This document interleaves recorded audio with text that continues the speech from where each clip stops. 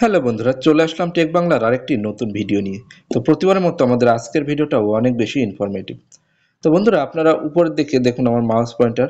তো উপরের দিকে দেখতে পাচ্ছেন এইখানে কিন্তু নেটওয়ার্ক ই পেয়ে আছে, ঠিক আছে। তো আমি উপরের থেকে নামাই। তো আমার এখানে দেখুন গ্রামীণ ফোন, তো গ্রামীণ ফোনে কিন্তু আমার নেট চালু আছে, কিন্তু এখানে ই দেখাচ্ছে। তো ই দেখালে তো আর নেট চলে না। তো সেই ক্ষেত্রে আপনি কিভাবে এখানে 4G নিয়ে আসবেন, তো আজকের ভিডিওতে সেটাই দেখাবো। তো প্রথমে আপনাকে চলে যেতে হবে সেটিংস অপশনে। তো আমি সেটিংসটা খুঁজে বের করি। তো দেখুন এখানে সেটিংস নামে যে অপশনটা রয়েছে, তো এটাতে আপনাকে ক্লিক করতে হবে। তো আমি সেটিংসে চলে আসলাম। তো সেটিংসে চলে আসলে আপনি অনেকগুলো অপশন পেয়ে যাবেন। এর ভেতরে মোবাইল নেটওয়ার্ক বলে যে অপশনটা রয়েছে, আপনাকে সিম্পলি এটাতে চলে যেতে হবে। তো আমি এখানে মোবাইল নেটওয়ার্ক, তো এটাতে ক্লিক করলাম।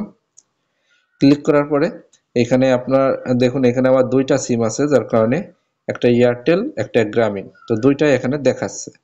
তো আমি যেহেতু গ্রামীণ ফোনে ইন্টারনেট চালাচ্ছি, তো অবশ্যই গ্রামীণ ফোন এটাতে ক্লিক করতে হবে। তো এটাতে ক্লিক করলাম। তো ক্লিক করার পরে নিচের দিকে দেখতে পাচ্ছেন অ্যাডভান্স বলে একটি অপশন রয়েছে। তো এখানে অ্যাডভান্সের উপর ক্লিক করতে হবে। ক্লিক করার পর নিচে অনেকগুলো অপশন চলে আসবে। তো এইখানে দেখুন প্রিপেয়ার্ড নেটওয়ার্ক টাইপ, এইটাতে আপনাকে সিম্পলি ক্লিক করতে হবে। তো ক্লিক করার পরে এখানে দেখতে পাচ্ছেন অনেকগুলো অপশন রয়েছে। তো এখানে দেখুন 3G 2G।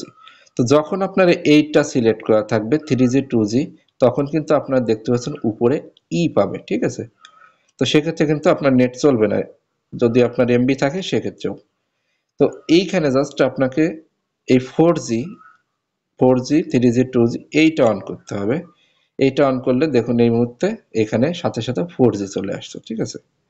তো যাদের কিন্তু আসলে 3G ই এটার আসলে সমস্যা হচ্ছে, তারা কিন্তু ওটা সিলেক্ট করে 4G করে নিতে পারেন। তবে এই 4G করার পরেও যদি ইটা আপনার না যায়, তাহলে বুঝে নেবেন ওইখানে আসলে নেটওয়ার্কেরই সমস্যা, যার কারণে আপনার ওইটা ই পাচ্ছে। তো বন্ধুরা, এই ছিল আমাদের আজকের ভিডিও। যদি ভিডিওটি আপনার কাছে ভালো লাগে এবং ইনফরমেটিভ মনে হয়, অবশ্যই ভিডিওটিতে একটা লাইক করুন। আর আপনি যদি আমার চ্যানেলে এখনো নতুন দর্শক হয়ে থাকেন, তাহলে সাবস্ক্রাইব করুন টেক বাংলা।